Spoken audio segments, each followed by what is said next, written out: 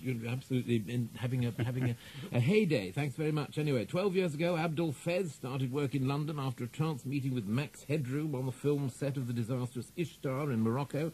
Disaster boasting the combined talents of Elaine May, Dustin Hoffman and Warren Beatty.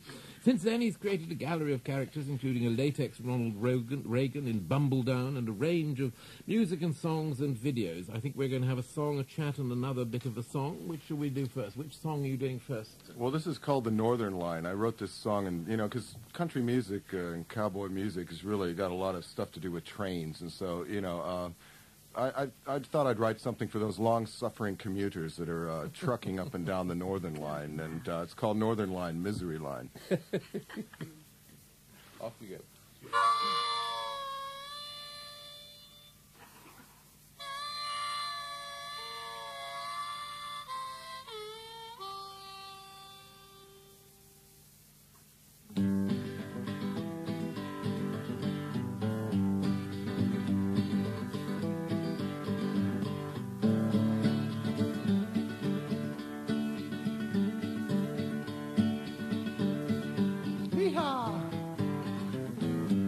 Well, the Northern Line is a mighty fine line. She's a mighty fine line to ride. Well, the Northern Line is a mighty fine line. She's a mighty fine line to ride. Yeah.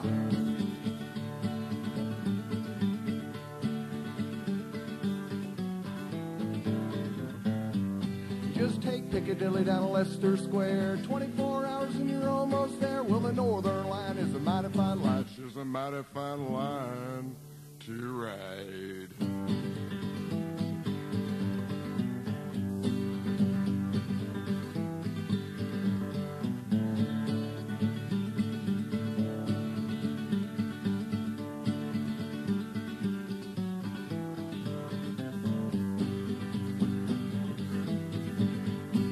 She's a mighty fine line to ride.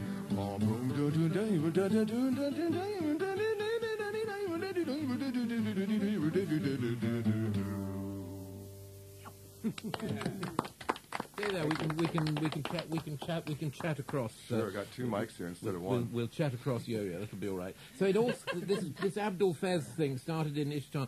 Now, did you start sort of practicing this on young Mr. Hoffman, Mr. Beatty? We did, actually. Yeah, we got fired about 5 times a day, but it didn't seem to matter, because they were too interested in moving sand dunes around the desert in Morocco. So there was actually a makeup lady who kept mixing us up, and she was after his bones, not mine, but she'd come up and go, "Hi, are you Max Headroom?" And I go, "No, but I'm his brother." So we were wearing fezzes every day on the show, so they're Fez brothers, and it just sort of made sense. What was the Michael Winner film? Bullseye. Do you do Winner impersonations? No, I don't do Winner impersonations, but I scream well.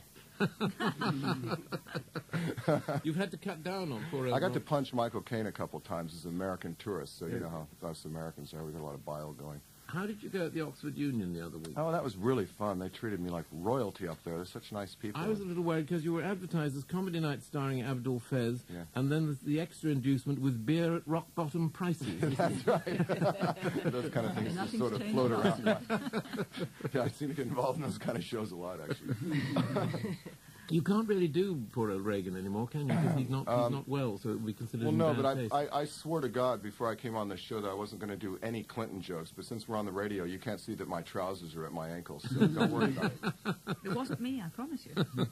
And maybe one of the other guys. What was the movie you were making in Zagreb? That was a thing called Honor Bound, which was a sort of military movie.